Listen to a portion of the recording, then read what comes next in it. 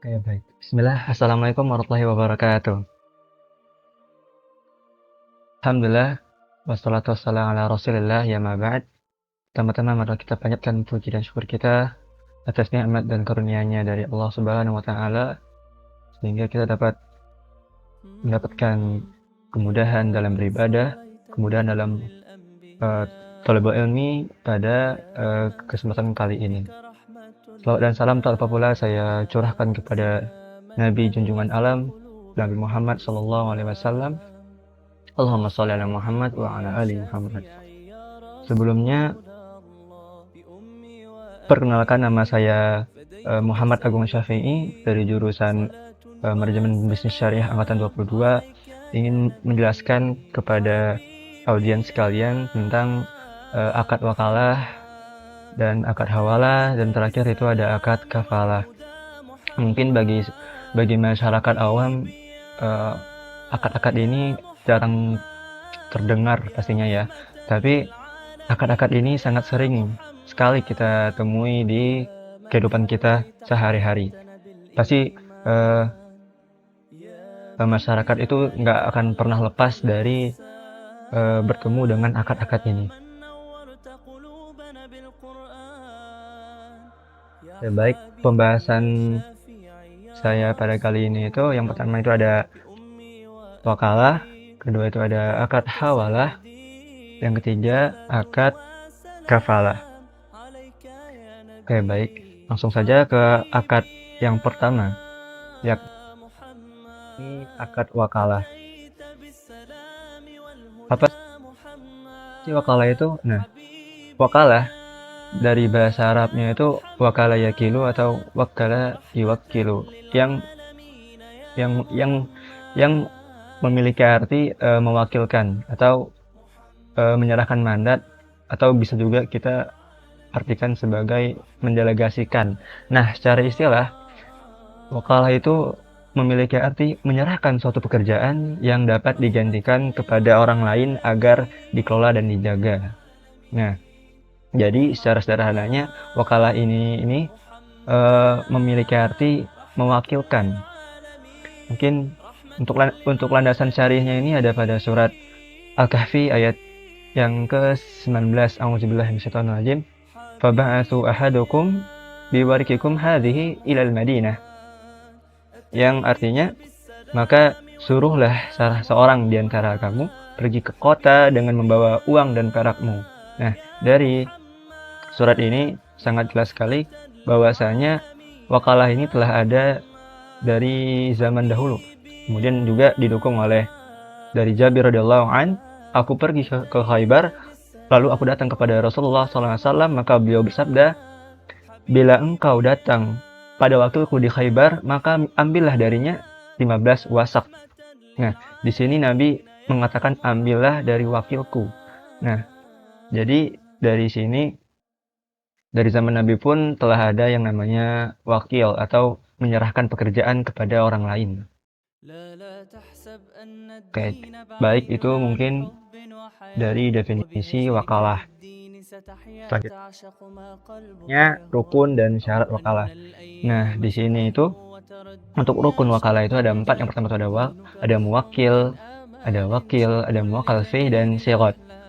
Untuk mewakil ini adalah orang yang mewakilkan. Nah, mewakil sendiri itu memiliki syarat, yakni ia hendaklah bersatu sebagai orang yang memiliki pekerjaan atau orang yang memiliki benda tersebut. Jadi mewakil di sini itu memiliki kuasa penuh terhadap benda tersebut atau pekerjaan tersebut.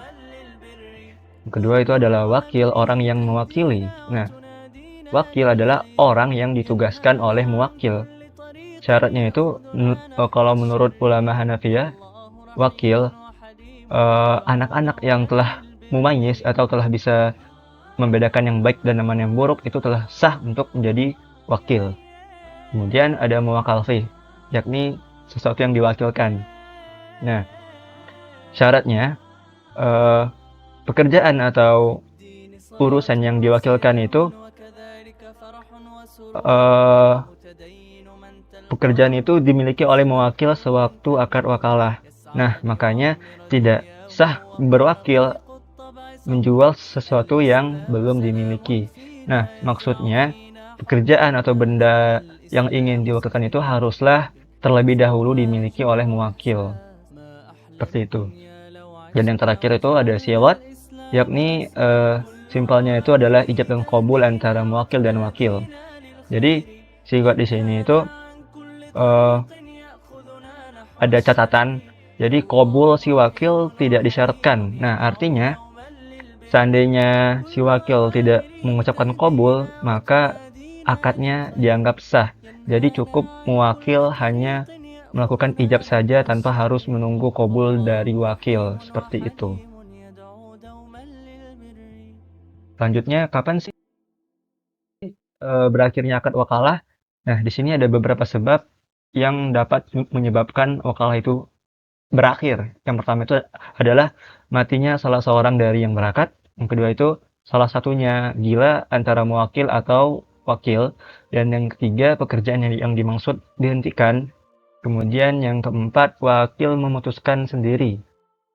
Dan yang terakhir itu keluarnya orang yang mewakilkan dari status kepemilikan. Nah, mungkin si muwakil ini dikarenakan oleh satu dua sebab benda yang ia wakilkan tadi kepada wakil itu tidak lagi menjadi miliknya. Nah, ini dapat menyebabkan akad wakalah itu berakhir. Kemudian jenis-jenis wakalah itu ada 3. Yang pertama itu ada wakalah al-mutlaqah, wakalah al-muqayyadah, dan yang 3 wakalah al-ammah. Dari bahasanya saja wakalah al-mutlaqah. Jadi wakalah atau mewakilkan secara mutlak. Maksudnya di sini secara mutlak itu tidak adanya batasan seperti batasan waktu. Jadi di sini mewakil tidak memberikan batasan kepada wakil dalam mengamanahinya. Kemudian yang kedua itu ada wakalah al-muqayyadah. Qayyadah maksudnya terikat atau adanya batasan yang telah diberikan oleh mewakil kepada wakil. Contohnya mewakil hanya menyuruh wakil ini untuk mengerjakan urusan-urusan tertentu saja yang telah ia tentukan. Kemudian yang terakhir itu wakalah al-ammah. Jadi ammah di sini maksudnya mewakilkan secara umum. Ya, secara umum maksudnya perwakilan yang lebih luas dari al-muqayyadah, tapi juga lebih sederhana daripada al-mutlaqah. Seperti itu. Nah, bagaimana sih praktek akad wakalah itu? Nah, dari prakteknya itu sebenarnya banyak sekali kita temui di kehidupan kita sehari-hari. Tapi yang paling sering itu di perbankan syariah itu seperti clearing, inkasso, atau transfer, ataupun commercial documentary collection, atau penerbitan LC dalam transaksi ekspor dan impor. Sederhananya seperti ini. Ada seorang nasabah hendak mentransferkan uang kepada saudaranya yang berada di luar negeri. Contohnya, si nasabah ini ada di Indonesia dan saudaranya ada di Malaysia, contohnya. Nah, di sini ia hendak mentransferkan duitnya melalui bank. Nah, bank di sini adalah sebagai wakil dari nasabah yang seorang muwakil. Nah, jadi uang tadi itu diwakilkan terlebih dahulu oleh bank, kemudian baru bisa sampai kepada saudara yang tadi yang ada di Malaysia. Seperti itu contoh sederhana dari praktik akad wakalah yang sering kita temui.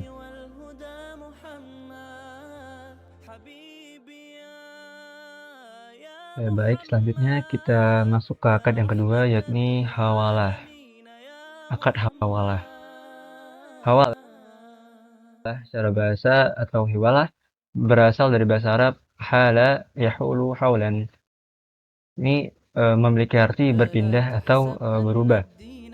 Adapun di dalam ungkapan bahasa Arab itu tahawala min makanihi, yakni berpindah dari tempat semula, atau juga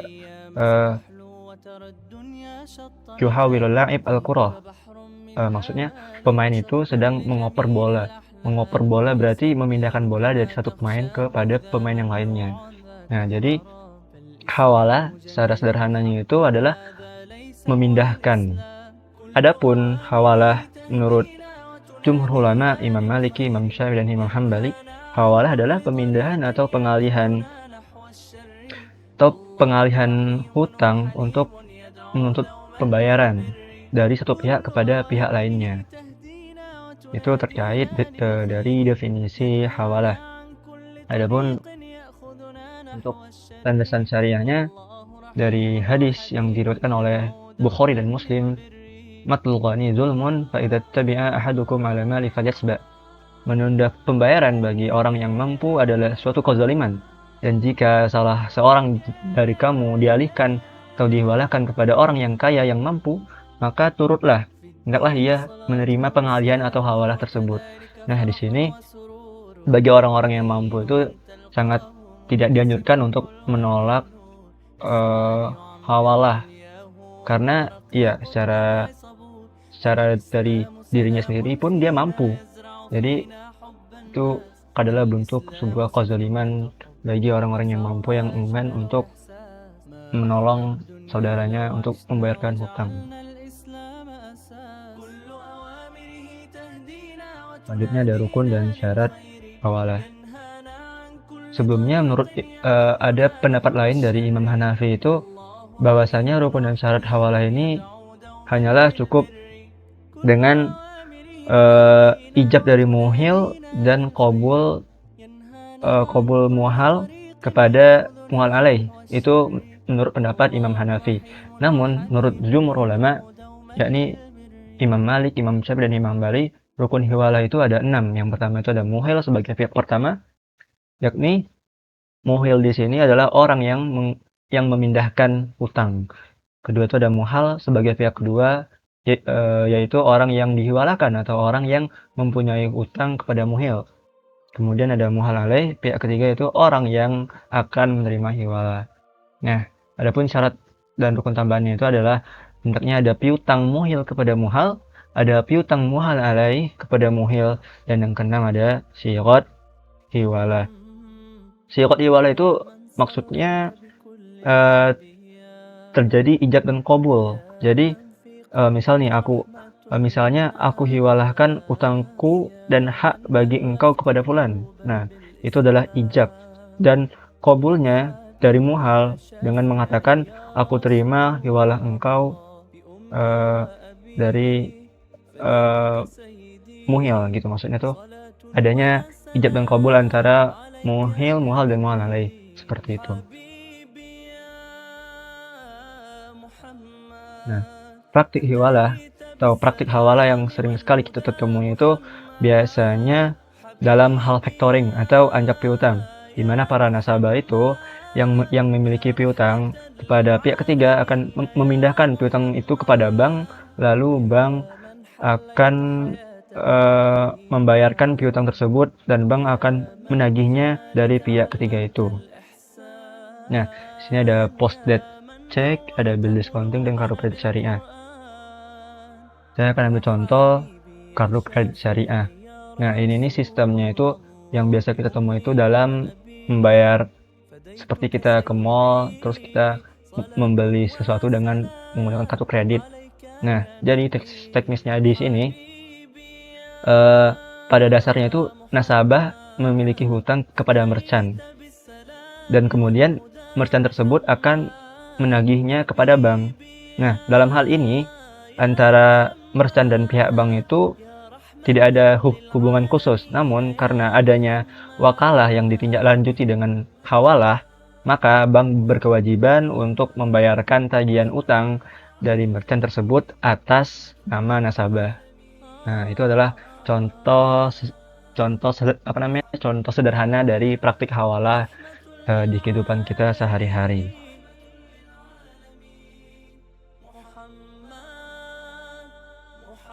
Selanjutnya, akad yang terakhir adalah akad kafalah. Kafalah itu sendiri secara bahasa ada 3 makna. Yang pertama itu ada ad-doman atau jaminan, hamalah atau beban, dan za'amah atau tanggungan. Secara istilah yakni dhammu dhimmatin ila dhimmah fi aslid-dain.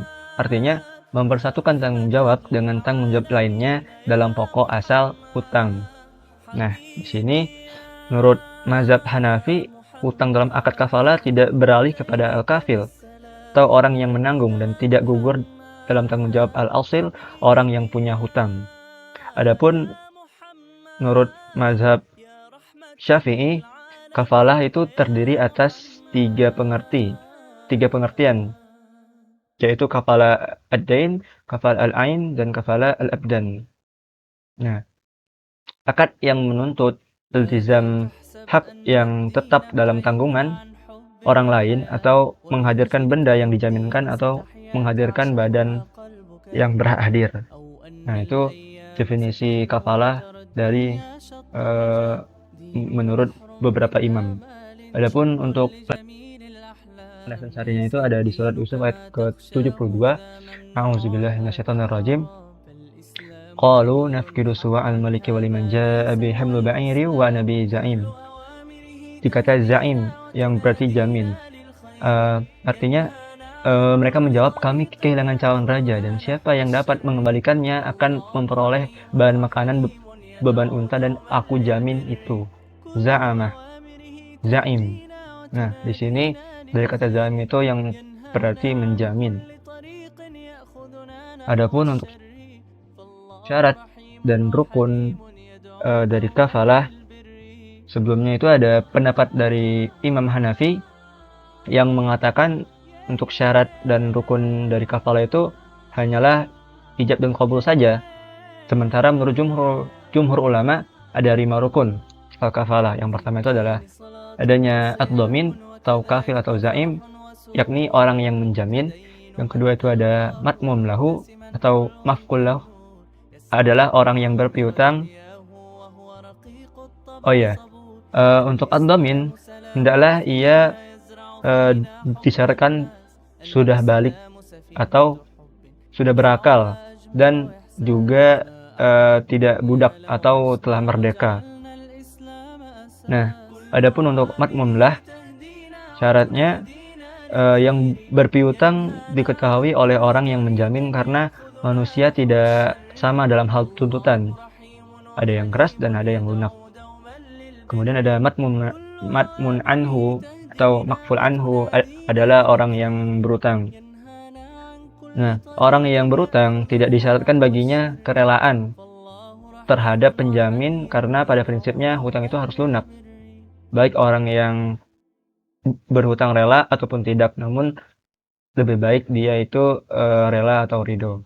Kemudian ada matmum, adalah hutang itu sendiri atau barang, disebut juga dengan matmum bih atau makful bih.